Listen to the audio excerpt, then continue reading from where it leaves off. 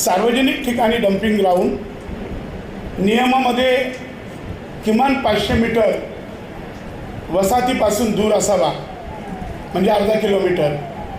परंतु असा नसताना जिथं माझ्या गावचा, ज्याला आम्ही बाबदेव आमचे पुढस्वामी म्हणतो, मसेसराला, असं आमच्या मसेसराच्या देवासमोर पलीकडे बाबदेव आहे, अलीकडे मसेसर आहे, अशा देवाच्या प्रार्थनीय जो स्थळ आहे, आमचा तलाव आहे, त्या तलावाच्या समोर हा डम्पिंग ग्राउंड.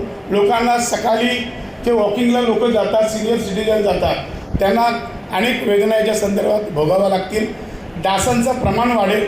माझ्या कळंबुलीतलेही काही पत्रकार आहेत, त्यांना मी हेतू पुरस्कार या सांगणार आहे की तुम्ही देखील आवाज याच्यावरती उठवला पाहिजे आणि सातत्याने आवाज उठवला पाहिजे. आणि हा डम्पिंग ग्राउंड तिथं आल्यामुळे काय होणार आहे, तक्क्याची परिस्थिती काय झाली, आणि हा डम्पिंग ग्राउंड कुणाच्या स्वतःसाठी जवळ छोट्या गाड्या यायला पाहिजेत म्हणून लावतात, कॉन्ट्रॅक्टरच्यासाठी, जनतेच्यासाठी की प्रशासनात बसलेल्या अधिकाऱ्यांसाठी.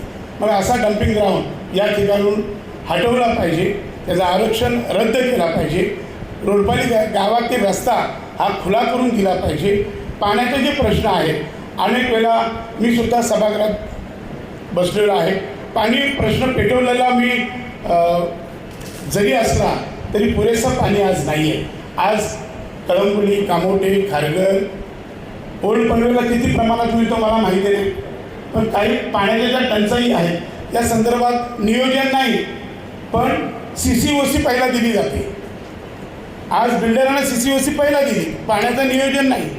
आणि अशा परिस्थितीत पनवेलकरांनी करायचं काय, तर काहीतरी चॅनल आहे पनवेलकर काहीतरी कर, तर पनवेलकरांनी काहीतरी करावं अशी माझी विनंती आहे. आणि म्हणून या सगळ्या समस्या घेऊन आज समस्या अनेक आहेत, समस्यांना उत्तर नाही, समस्यांना उत्तर केल्याची टोपी दाखवली जाते. म्हणून पनवेल महानगरपालिकेच्या या प्रशासनाला जनतेची ताकद काय आहे ही दाखवण्याची वेळ आज आलेली आहे. आणि येत्या मंगळवार दिनांक 30 जून रोजी हा भव्य मोर्चा काढण्याचं आयोजन आपण केलेलं आहे. आणि हा मोर्चा माझ्या पत्रकार बांधवांना माहिती आहे, ज्यांनी ज्याला मला कव्हरेज दिला, फुटेज दिला आहे, मोर्चा कसा असतो आणि मोर्चा कसा असेल याची तुम्हालाही कल्पना आहे, पण प्रशासनाला असावी. म्हणूनच त्यांना हे हिंट देतो आपण की हा मोर्चा हा खूप भव्य प्रमाणात मोर्चा, लोकांचा सगळा राग जसा कॉक्रोच पार्टीने केलेला आहे तसा कळंबुली रोडपालीकर करतील एवढी ताकदीने आम्ही पनवेलकर येऊ, अशा पद्धतीची भूमिका साऱ्या आमच्या ग्रामस्थांनी घेतलेली आहे. मग तिथे असताना डॉक्टर असतील, वकील असतील, इंजिनियर असतील, कारण सोशल इंजिनिअरिंगच्या माध्यमातूनच हा मोर्चा आम्ही घेऊन येतो आहे. आणि या मोर्चाला आयुक्तांनी सामोरं जावं, त्यांनी प्रश्नता आम्हाला उत्तर द्यावं.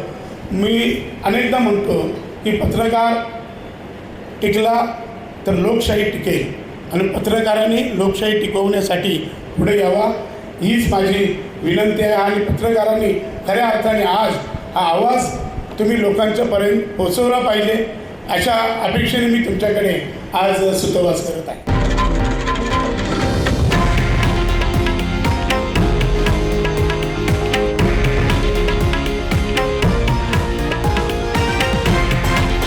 हे आहे देशातील नंबर 1 न्यूज नेटवर्क आणि आपण पाहत आहात TV9 मराठी, एकमेव.